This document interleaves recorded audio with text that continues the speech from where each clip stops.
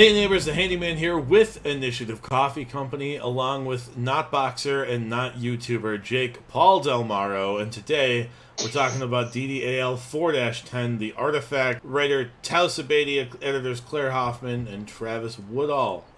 This is a 4-hour mod for Tier 2 play, tuned for 5 6th level characters. The Burgermeister has taken the party to the Amber Temple to retrieve an artifact.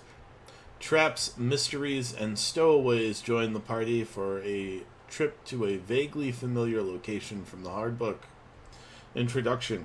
The adventure starts on the footsteps of the Amber Temple. The Amber Temple is an ancient facility built by good wizards as a prison to terrible things. The party seeks out a secret floor on the Amber Temple that is not present in Curse of Strahd, though carelessness may introduce the party to the denizens of the hardbook. Jake, a familiar location. If you've played the hard book, we're seeing a little bit of a different side of it. Yeah. So I do. So I had a couple questions for you, but I'll give a little bit of a run through for here. I do like the fact that they're like the Burgermeister himself is like aware that the party is suspicious of him, and like it's I don't say it's character development. But it's like the few times where you can see like the inner workings of like what's happening for an NPC that's it's clearly his fault. This whole season has been his fault to one degree or another. Mm-hmm. And I do like the fact that there's like mentioning of hey, there's like an Arcana Loth here, and like there's 3 flame skulls, but like staying the path will not encounter it. They will not. They don't care. They're like there's his, which is interesting and in its own regard, but like. When I read that, I was like, geez, like that's a fight. Oh no. Like very interesting to see, and it's cool. I think that there's a lot going on that happens there. I guess my question just kind of is probably more for the next section than anything else. Mm-hmm. But we'll get there when we get there. I think this is pretty straightforward. I don't think there's anything crazy. I think it's straightforward. I like the fact that they are like directly tying the season to the hard book. Yes, right? Because like a lot of times they kind of like suggest that the seasonal content is related to the current hard book release.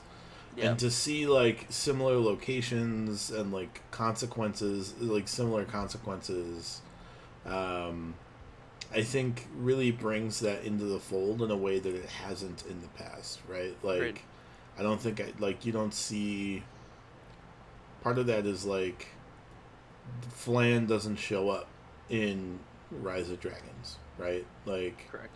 Mulmaster doesn't show up in season 2 content, you know. So, part of that is just by nature of like having a smaller sandbox.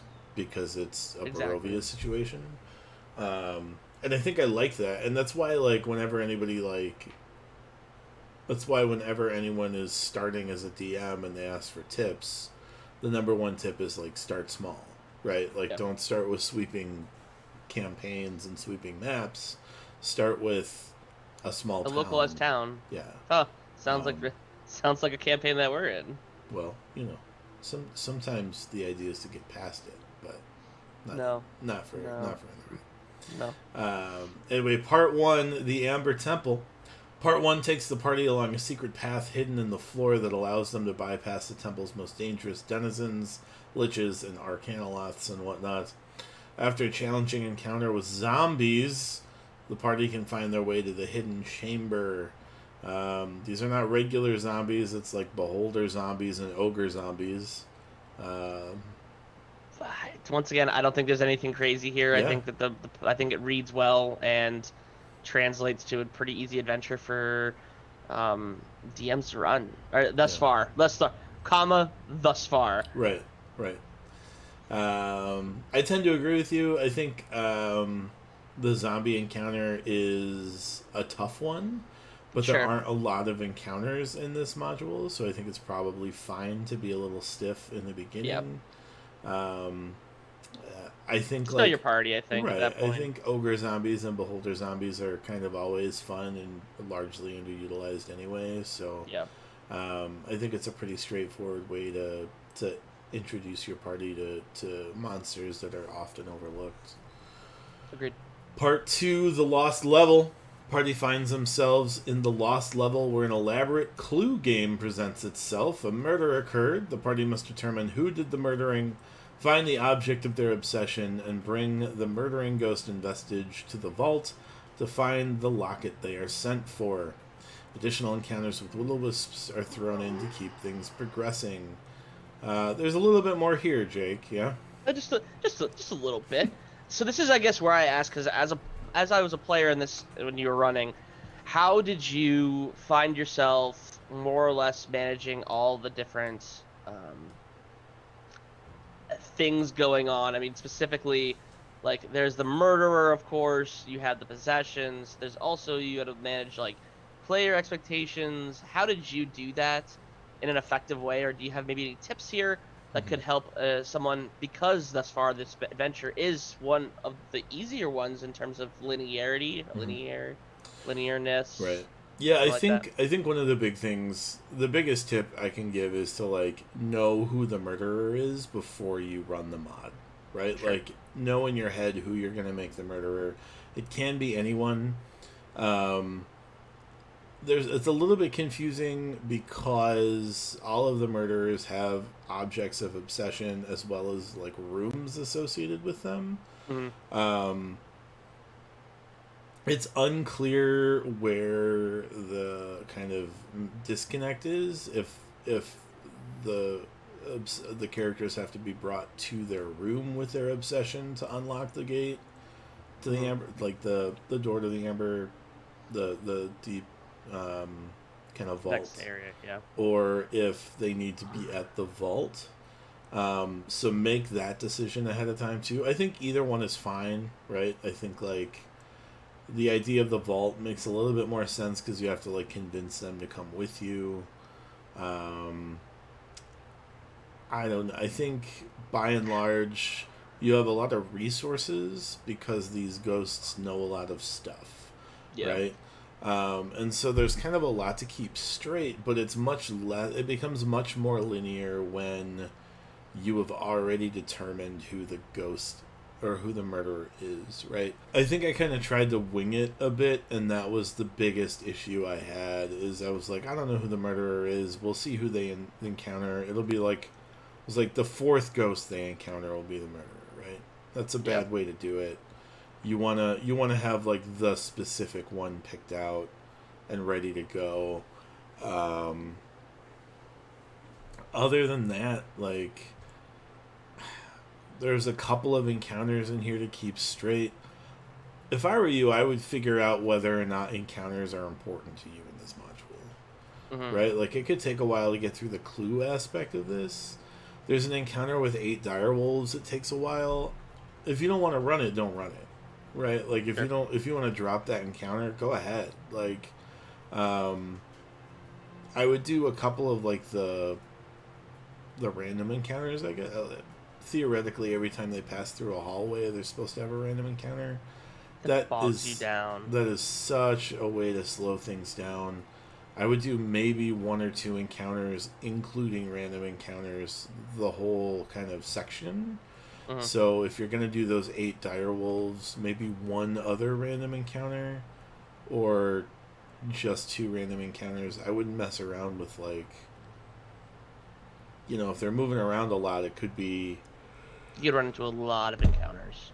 A lot. And it's not manageable, right? Not manageable in a 4-hour time slot. Not manageable, like... And it pulls away from the actual And that's not what this module is about, right? This mod is about, like, clue. The mystery, right? Yeah. Like, that's the interesting thing about this module.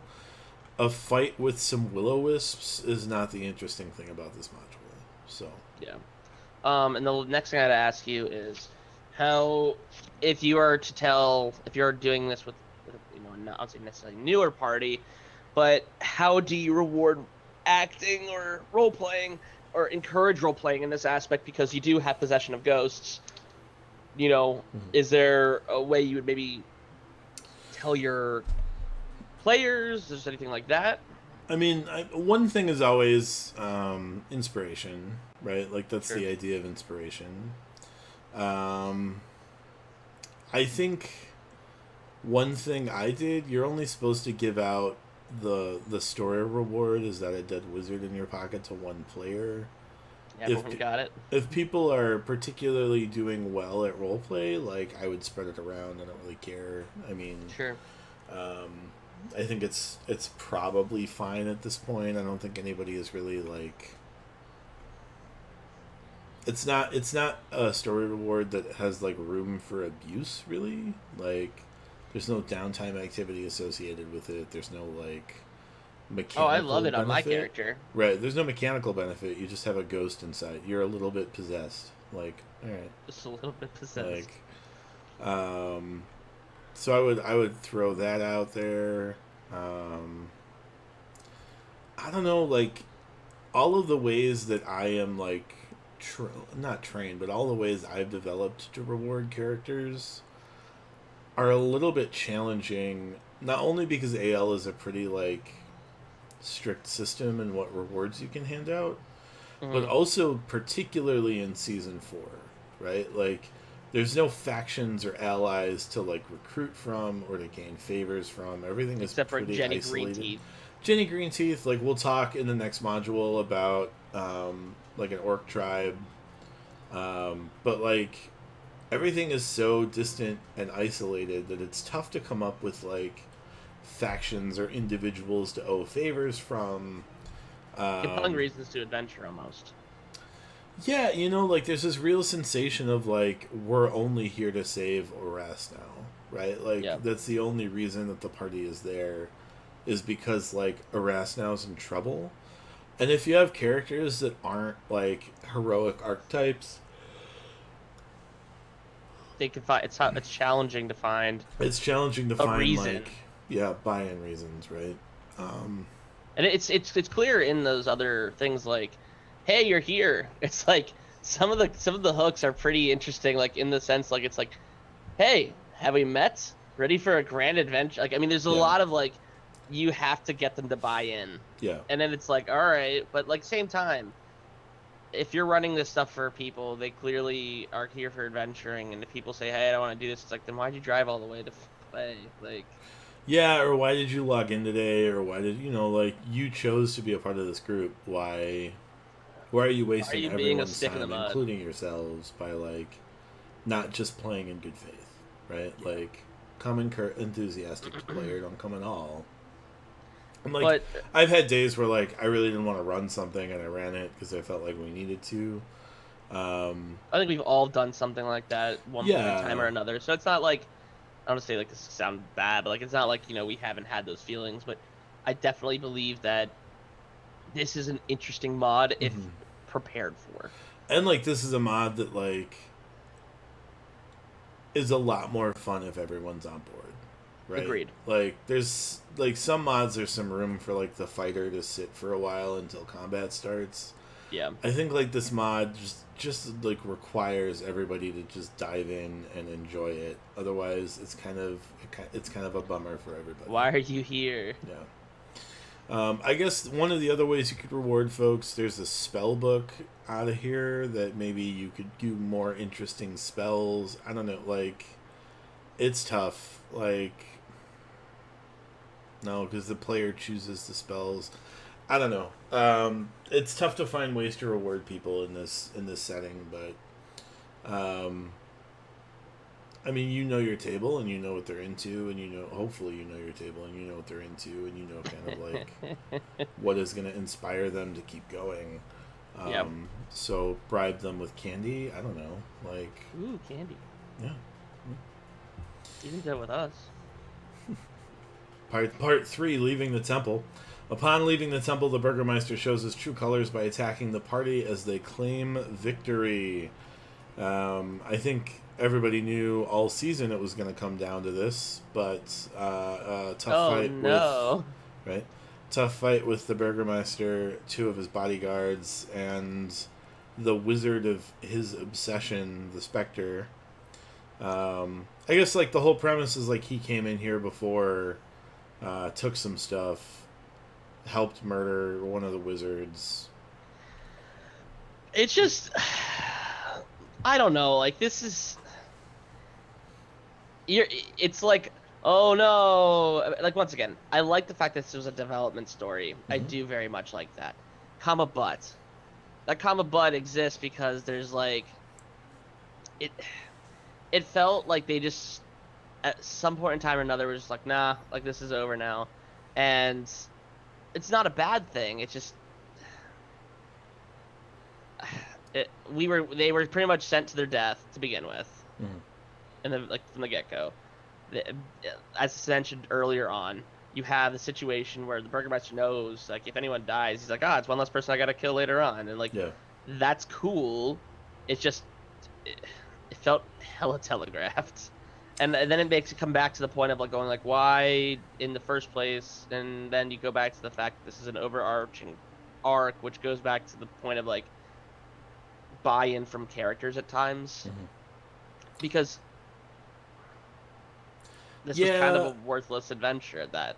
I mean, it is and it isn't. I think it's the problem is like its value for the characters is much less than its value for the storyline, right? Like Exactly. the rest of the storyline really opens up with like the lack of the Burgermeister's protection and arrest now. Like Yep. we'll get to that in the next module, um, but like the lack of him like making orders and demands on the people of Arasno really creates an unstable environment in Arasno that's easy to exploit, right? Yep.